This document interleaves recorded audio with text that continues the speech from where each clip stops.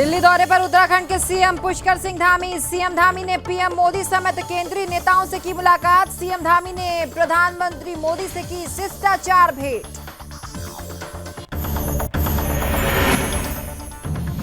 मसूरी नगर पालिका परिषद बोर्ड की बैठक बीजेपी के नामित सदस्यों के साथ हो रही है अभद्रता। भाजपा मंडल ने जताई नाराजगी।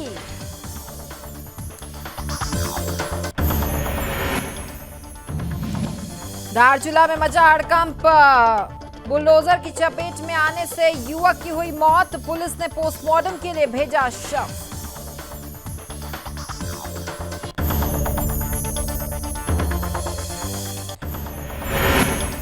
पौड़ी में जिला सलाहकार समिति की बैठक में जिलाधिकारी हुए शामिल। कई मुद्दों पर बैठक में हुई चर्चा।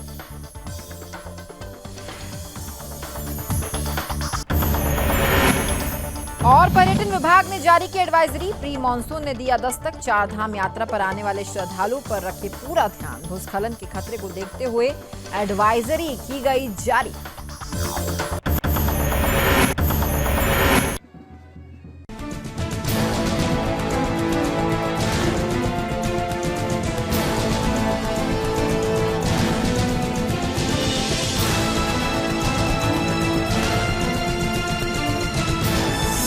आप देख रहे हैं सुदर्शन न्यूज।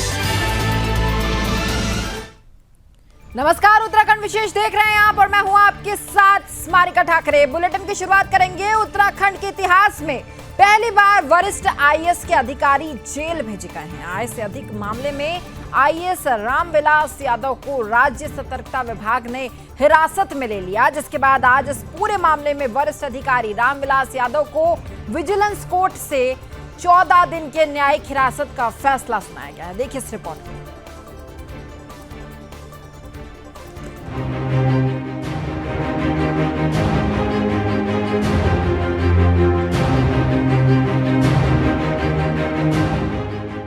दरअसल मामला साल 2019 से जुड़ा हुआ है, जब उत्तर प्रदेश कैडर के आईएएस अधिकारी रामविलास यादव ने अपना ट्रांसफर उत्तराखंड में करा लिया।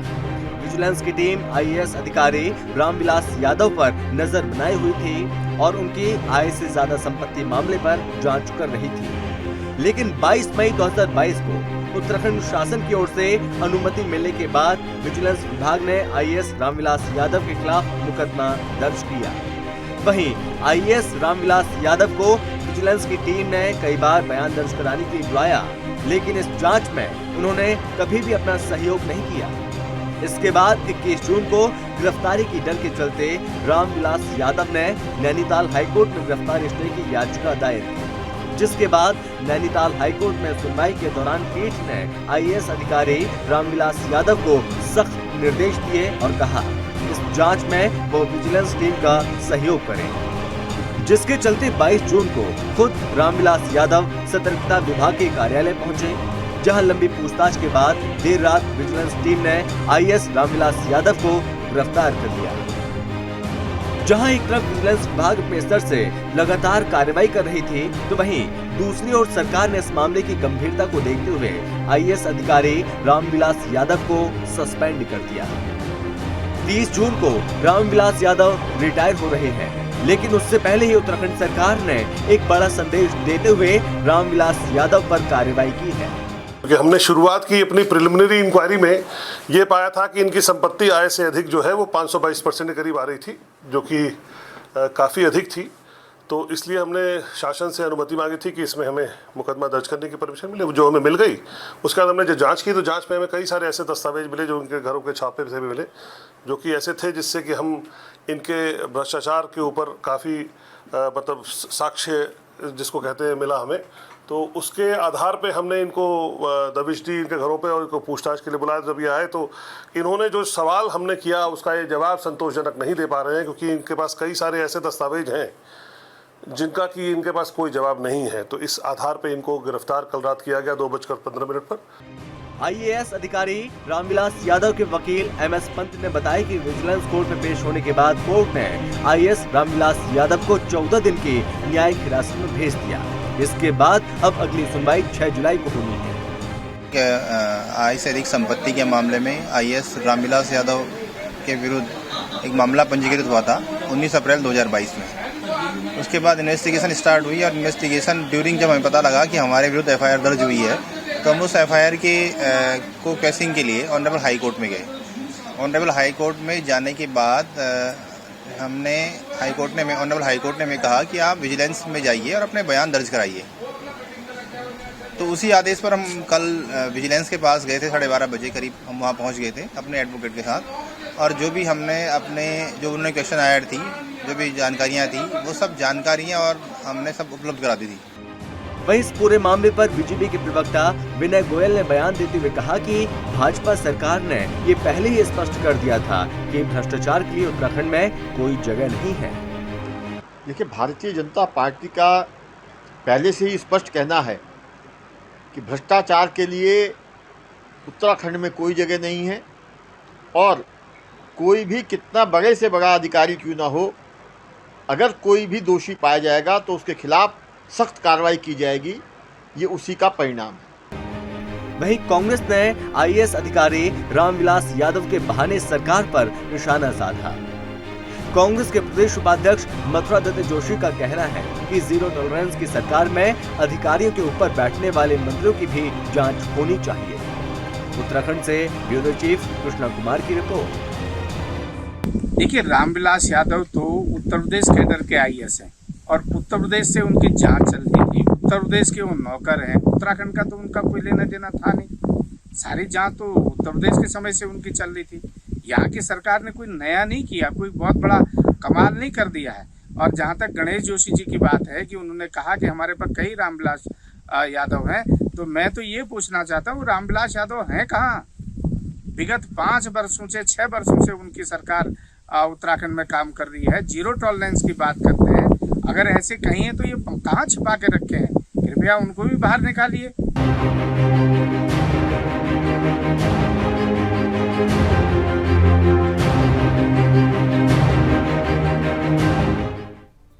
तो वहीं उत्तराखंड के सीएम पुष्कर सिंह धामी दिल्ली दौरे पर हैं। मुख्यमंत्री पुष्कर सिंह धामी ने नई दिल्ली प्रवास के दौरान सीएम धामी ने प्रधानमंत्री मोदी सहित कई केंद्रीय नेताओं से मुलाकात की है और इस दौरान भाजपा के राष्ट्रीय अध्यक्ष JP नड्डा से उन्होंने शिष्टाचार भेंट की है। भेंट के दौरान उन्होंने प्रदेश सरकार के कामकाज से लेकर तमाम राजनीतिक और साथ ही जो कई अन्य मुद्दे हैं उन पर भी चर्चा की है और मुख्यमंत्री की राष्ट्रीय अध्यक्ष से प्रदेश सरकार में आने वाले दिनों में बांटे जाने वाले दायित्वों पर भी चर्चा की गई है। आपको ये बताएं कि उन्होंने राष्ट्रीय अध्यक्ष को प्रदेश सरकार के कामकाज की जानकारी दी है। उन्होंने कहा है कि उनकी सरकार ने चुनावी दृष्टि पत्र के आधार पर विकास का एजेंडा तय किया है और इनके अनुरूप अब कई अहम निर्णय जो हैं वो लिए जा चुके हैं। मुख्यमंत्री ने राष्ट्रीय अध्यक्ष चारधाम यात्रा में भारी संख्या में उमड़े श्रद्धालु और साथ ही उनके लिए जुटाई गई सुविधाओं की जानकारी भी दी है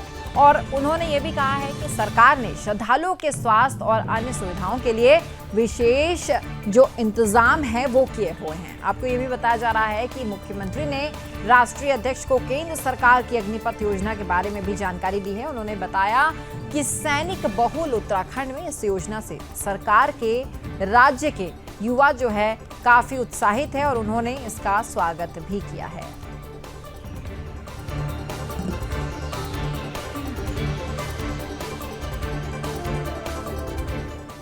वहीं मसूरी नगर पालिका परिषद की बोर्ड बैठक में लगातार बीजेपी की नामित सदस्य अरविंद सेमवाल और साथ ही मदन मोहन शर्मा के साथ की जा रही अभद्रता को लेकर मसूरी भाजपा मंडल ने खासी नाराजगी व्यक्त की है। इसको लेकर बीजेपी की मसूरी में आयोजित कार्य समिति की बैठक में भाजपा मंडल अध्यक्ष मोहन पेटवाल ने मसूरी विधायक गणेश जोशी और साथ ही जिला अध्यक्ष शमशेर सिंह से शिकायत की है। आपको बताएं कि भाजपा मंडल अध्यक्ष मोहन पेटवाल ने यह कहा कि सरकार द्वारा मसूरी नगर पालिका परिषद में 2 नामित सदस्य अरविंद सेमवाल और साथ ही मदन मोहन शर्मा को भेजा गया है, लेकिन नगर पालिका परिषद में चुने गए सभासद और साथ ही पालिका अध्यक्ष लगातार उनके साथ अभद्रता कर रहे हैं। तो वहीं उनके कार्यक्षेत्र में भी हस्तक्षेप किया जा रहा है। उन्होंने कहा कि बोर्ड बैठक में दोनों सदस्यों को अपनी बात नहीं रखने दी जा रही है और जिस मुद्दे पर वो बात रख भी रहे हैं उन मुद्दों को दरकिनार कर दिया जा रहा है।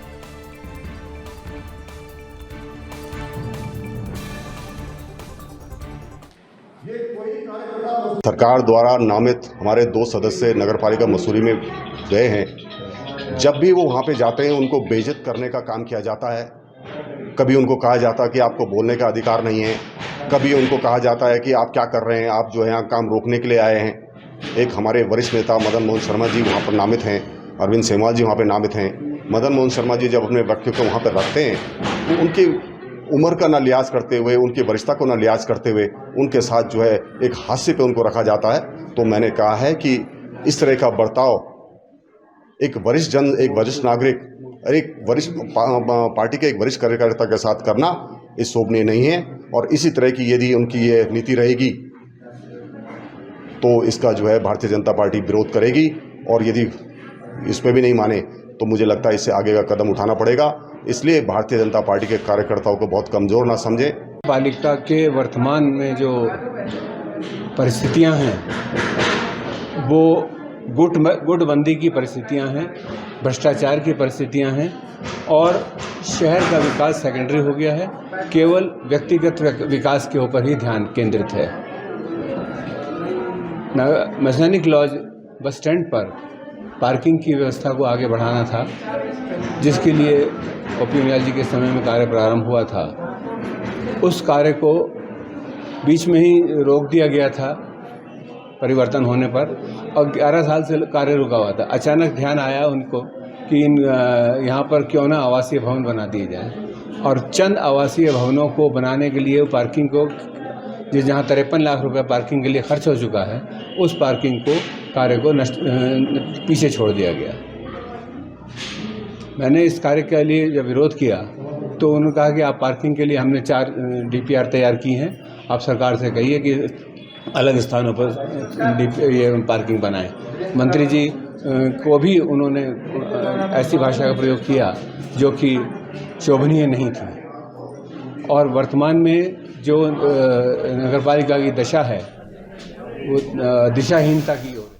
अब खबर उत्तराखंड के धारचूला से है, जहां धारचूला तहसील के बरम गांव में एक युवक की चट्टान में दबने से मौत हो गई। आपको बताएं कि धारचूला का रहने वाला युवक सुबह सुबह बाहर ही जा रहा था कि तभी युवक के ऊपर चट्टानों से भरा जो ये बुलडोजर है वो बारिश के कारण खिसक कर सीधे युवक के ऊपर ही गिर गया, जिससे युवक की पत्थर की चपेट में आने से दर्दनाक मौत हो गई। तो वहीं स्थानीय लोगों ने इस मामले की सूचना जो है वो पुलिस को दी है, जिसके बाद मौके पर पहुंची पुलिस ने मामले को दर्ज कर शव को पोस्टमार्टम के लिए अस्पताल भिजवा दिया।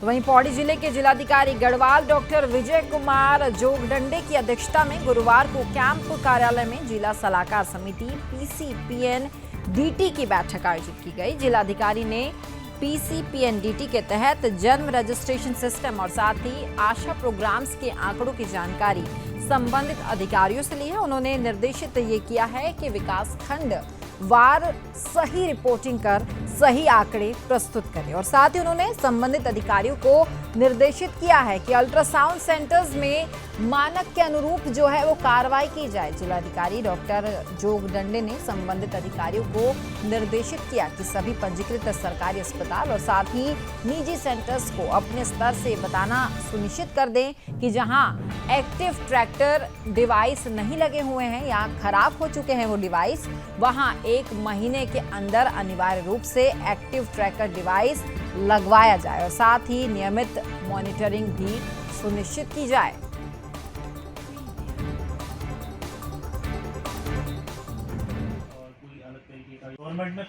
PCPNDT अधिनियम के अंतर्गत जो गर्भ लिंग निदान की जो तकनीकें होती हैं, जो सेंटर्स होते हैं जनपद में, उन सभी का पंजीकरण करवाया जाता है और इस तरीके से उसके रिकॉर्ड को मेंटेन किया जाता है कि जिससे कि कोई भी व्यक्ति जो है बच्चे का जो सेक्स डिटर्मिनेशन होती है वो ना करे, और गर्भ लिंग का जो अनुपात होता है उसके बारे में भी हम लोग जो है समीक्षा करते हैं।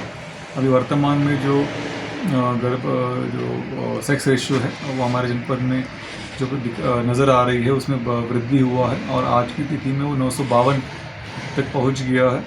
मैं उम्मीद करता हूं कि समस्त जनपद के जो डायग्नोस्टिक सेंटर्स हैं, अल्ट्रासाउंड सेंटर्स हैं, ये सभी मानकों के अनुरूप कार्रवाई कर रहे हैं और समय समय पर इनका जांच भी हम कर रहे हैं। इसके लिए मैंने अभी सभी तहसीलों के जो एसडीएम्स होंगे इनको भी अधिकृत कर दिया है। वो भी वहाँ के जो एमओआईसी उनके साथ मिलकर सभी सेंटर्स का जांच कर सकते हैं। वहाँ पर अगर कोई अवैध रूप से डिटर्मिनेशन ऑफ सेक्स कर रहा है उसके खिलाफ हम कार्रवाई कर सकते हैं। उसमें जो भी अर्थदंड होगा या जो भी वाद दाखिल करना होगा उसके लिए हम लोग कार्रवाई भी करने जा रहे हैं। इसके साथ साथ में जन जागरूकता फैलाने के लिए विभिन्न ग्राम पंचायतों में, तहसीलों में, ब्लॉक में और कॉलेजेस में ऐसे आईसी गतिविधि करने के लिए बता दिया गया है, जिसके माध्यम से वर्कशॉप्स, पेंटिंग कॉम्पिटिशन्स या तो वहीं चारधाम यात्रा पर आने वाले श्रद्धालुओं के लिए आने वाला समय थोड़ा चुनौती भरा हो सकता है। प्री मानसून उत्तराखंड में दस्तक दे चुका है। पर्यटन विभाग ने एडवाइजरी भी जारी कर दी है, जिसमें यात्रियों से मौसम के हिसाब से यात्रा करने को कहा जा रहा है। प्रदेश में चल रही चारधाम यात्रा के बीच पर्यटन विभाग ने एडवाइजरी जारी की है। इसमें अपील की गई है कि यात्रा पर आने वाले तीर्थयात्री मौसम का हाल जानकर ही अपनी यात्रा आगे बढ़ाए। पर्यटन मंत्री सतपाल महाराज ने कहा है कि इस यात्रा सीजन में अब तक चारों धाम में से यमुनोत्री धाम में 3 लाख से ज्यादा और गंगोत्री धाम में 4 लाख से ज्यादा, अगर केदारनाथ धाम की अगर बात की जाए तो केदारनाथ धाम में 7 लाख से ज्यादा और बद्रीनाथ धाम में 8 लाख से ज्यादा यात्री दर्शन के लिए आ चुके हैं। उन्होंने आगे कहा कि 95,000 हेमकुंड साहिब के यात्रियों को भी जोड़ दिया जाए तो अब तक 23,80,448 यात्री उत्तराखंड में यात्रा जो है के दौरान पहुंच चुके हैं। उन्होंने यात्रा के मद्देनजर पर्यटन विकास परिषद परिसर में बने चारधाम यात्रा कंट्रोल रूम का जायजा भी लिया और साथ ही उन्होंने कहा कि यात्रियों की संख्या में कमी जरूर आई है, लेकिन श्रद्धालुओं की भीड़ अभी चारों धाम में नजर आ रही है। चारधाम यात्रा पर आने वाले श्रद्धालु के लिए आने वाला समय जो है थोड़ा चुनौती भरा हो सकता है, इसलिए पर्यटकों से अपील की गई है कि वो सब कुछ ध्यान से आएं और अपनी सारी सुविधाओं का ध्यान रखें। तस्वीरें देखिए किस तरीके से चारधाम यात्रा जो है चल रही है। मंदिरों को सजा दिया गया है, फूलों से सजाया गया है और लोगों की जो भव्य भीड़ है वो भी आपको इस दौरान नजर आएगी। पूरा जो देश भर के अलग अलग राज्य से जो लोग हैं इस समय उत्तराखंड में चारधाम यात्रा के लिए उत्तराखंड पहुंच रहे हैं। नारे लगाए जा रहे हैं।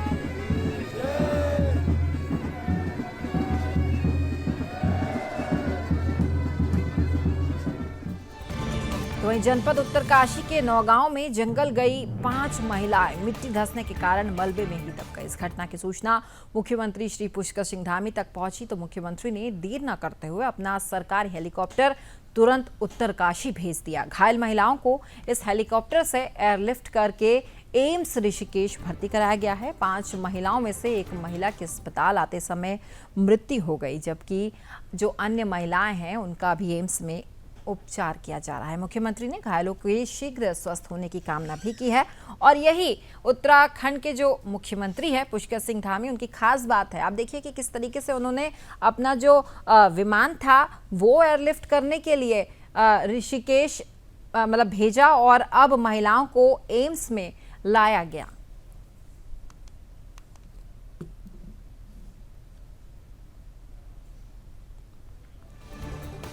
अब खबर उत्तराखंड के चमोली से है, जहां नारायण बगड़ बगौली के बीच इन दिनों हाईवे चौड़ीकरण कार्य के तहत पहाड़ी कटिंग का काम जो है वो तेजी से चल रहा है। इसी कड़ी में सड़क चौड़ीकरण के दौरान कर्णप्रयाग ग्वालदम हाईवे पर मोड़ाछिड़ा के पास पहाड़ में दरार पड़ने से जो पहाड़ का मलबा है वो सड़क पर ही आ गिरा। तस्वीरों में देखिए किस तरीके से जो मलबा है वो सड़क पर आ गया, जिसमें हाईवे बंद हो गया है। हाईवे बंद हो जाने से यहाँ कई गाड़ियां समेत यात्री जो है वो फंस गए और वहीं देर शाम सड़क से जो है मलबा हटाकर हाईवे खोल दिया गया है, जिससे हाईवे पर फंसे लोग अपने जो गंतव्य है वहां तक अब पहुंच पाए हैं।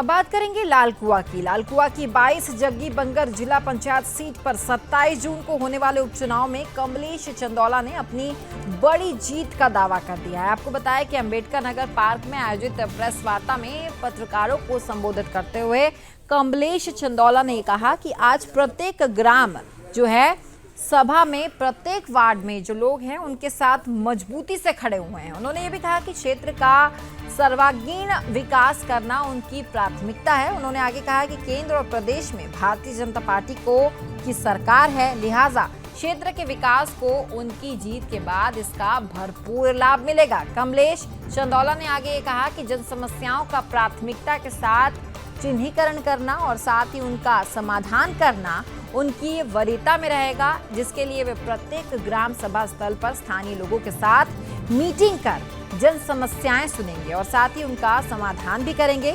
कमलेश चंदौला ने आगे ये कहा कि वो भारतीय जनता पार्टी के कर्मठ सिपाही रहे हैं। उन्होंने वर्तमान विधायक डॉक्टर मोहन बिष्ट को भी पूरी ताकत के साथ चुनाव लड़ाया। तो वहीं भाजपा कैंडिडेट को भी उन्होंने भरपूर समर्थन दिया है और आज वे जिला पंचायत सदस्य के दावेदार भी हैं और जनता उनकी जीत का मार्ग जो है वो प्रशस्त कर चुकी है।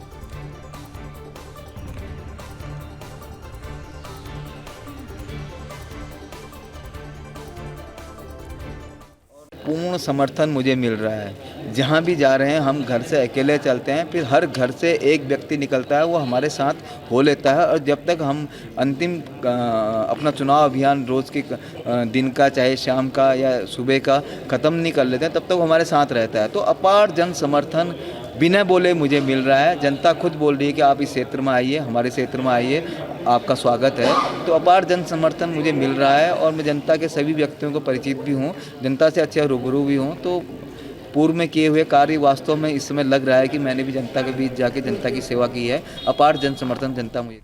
अब खबर उधम सिंह नगर जिले के कीछा से है, जहां तहसील अंतर्गत सैजाना गांव का रहने वाला एक युवक को बेरहमी से पीटने का वीडियो सोशल मीडिया पर तेजी से वायरल हो रहा है।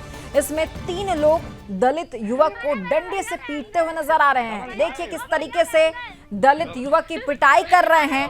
3 में से एक आरोपी पीड़ित दलित युवक को डंडे से मार रहा है। तो आप वीडियो में देख सकते हैं किस तरीके से दलित युवक की पिटाई जो है वो की जा रही है। वीडियो में एक महिला आरोपियों से युवक की जान छुड़वाने के लिए गिड़गिड़ाती हुई भी नजर आ रही है। ये बताया जा रहा है कि घटना सैजना गांव की बताई जा रही है।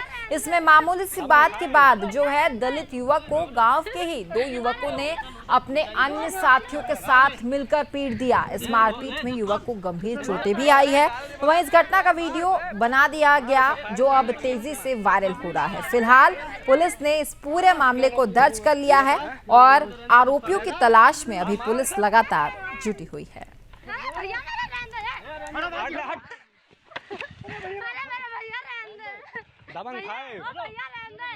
इसमें ग्राम सैजना से ये प्रकरण प्रकाश में आया है, जिसमें थाना किच्छा में इसमें मुकदमा पंजीकृत है और इसमें जो है इसकी इन्वेस्टिगेशन की जा रही है। इसमें जो पीड़ित पक्ष है वो मिला था और उन्होंने अपनी कुछ बातें और कुछ अपने तथ्य हमारे सामने प्रस्तुत किए थे। तो वो चीजें हम लोगों ने आईओ को फॉरवर्ड कर दी है और इसमें इन्वेस्टिगेशन की जा रही है और इसमें क्षेत्राधिकारी को भी निर्देशित किया गया है कि जो भी तथ्य प्रकाश में आए हैं उसके हिसाब से इसमें परीक्षण करके और इसकी गहनता से विवेचना की जाए और जो वीडियो वायरल किया गया है उसका भी संज्ञान उस विवेचना के दौरान। तो वहीं उधम सिंह नगर जिले के कीछा में अग्रवाल सभा की नवीन कार्यकारिणी के पदाधिकारियों का शपथ ग्रहण समारोह आयोजित किया गया। महाराणा अग्रसेन जी की जयंती के जो चित्र है कि उसके समीप दीप जलाकर कार्यक्रम का शुभारंभ किया गया है। कार्यक्रम के दौरान इंटर कॉलेज के छात्र छात्राओं ने तमाम सांस्कृतिक कार्यक्रम प्रस्तुत किए। छात्र छात्राओं ने जाति, धर्म, मंदिर, मस्जिद के विवादों से दूर होकर मानव धर्म निभाने का आह्वान करके नाटक प्रस्तुत करते हुए सभी का मन मोह लिया है। शपथ ग्रहण समारोह कार्यक्रम में अग्रवाल सभा के नगर अध्यक्ष ग्यारसी बंसल, महामंत्री राम अवतार अग्रवाल और साथ ही कोषाध्यक्ष विकेश सिंगल को पद और गोपनीयता की जो शपथ है वो दिलवाई गई। और इस दौरान अग्रवाल सभा के कार्यकारिणी के पदाधिकारियों ने संगठन और साथ ही समाज हित में कार्य करने का संकल्प लिया। शपथ ग्रहण समारोह में वक्ताओं ने कहा कि अग्रवाल सभा द्वारा गरीब कन्याओं के विवाह, आर्थिक रूप से कमजोर लोगों की मदद करना, निःशुल्क स्वास्थ्य जांच और साथ ही दवा वितरण शिविर समाज सेवा के कार्य में अपनी अहम भूमिका निभाई जा रही है। वक्ताओं ने आगे कहा कि अग्रवाल सभा के बैनर तले मानव सेवा और साथ ही समाज सेवा के कार्यों में बढ़ चढ़कर भागीदारी जो है वो की जाएगी।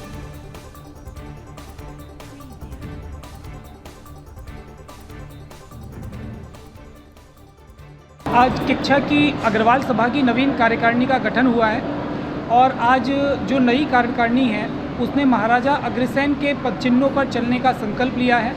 शपथ ग्रहण के अंदर हम सब ने प्रतिज्ञा की है कि हम अग्रवाल समाज को संगठित करेंगे, समाज में जो भी कुरीतियां हैं उन्हें दूर करने का प्रयास करेंगे एवं महाराजा अग्रसेन ने समाज सेवा का जो संकल्प, जो बीड़ा उठाया था और इस समाज का निर्माण किया था, हम उसे साकार करने का पूरा प्रयास करेंगे। संकल्प लिया गया है कि अग्रवाल समाज को एकत्रित करना है, इकट्ठा करना है, समाज में अपने समाज को बहुत आगे ले जाना है, अपने अग्रवाल समाज को किच्छा को बहुत ऊंचाइयों पर ले जाना है, उसका नाम जिले में, प्रदेश में नाम करना है। यही कामना के साथ हमने आज शपथ ग्रहण लिया है और शपथ ग्रहण में यही मैंने शपथ लिया कि समाज में अग्रसेन जयंती और जो भी कार्यक्रम अपने समाज को बढ़ाने के लिए होंगे करूँगा। समाज में जो भी बुराई। अब खबर उत्तराखंड के नैनीताल से है, जहां उस समय हड़कंप मच गया जब झील में एक नाबालिग छात्रा का शव मिला। आपको बताएं कि कुछ लोग नयना देवी मंदिर घूमने के लिए आए हुए थे, तो वहीं घूमने के दौरान राहगीरों में मंदिरों के पास झील में एक शव को देखा गया, जिसके बाद लोगों ने मामले की सूचना पुलिस को दी। तो वहीं मौके पर पहुंची पुलिस ने मामले को दर्ज कर शव को झील से बाहर निकलवा लिया और साथ ही पुलिस ने शव को पोस्टमार्टम के लिए अस्पताल भिजवा दिया है। फिलहाल अब इस पूरे मामले में अब जांच पड़ताल की जा रही है।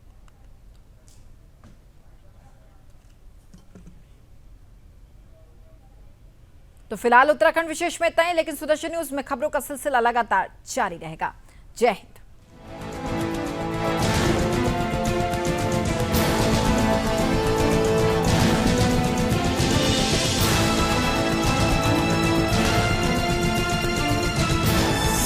आप देख रहे हैं सुदर्शन न्यूज।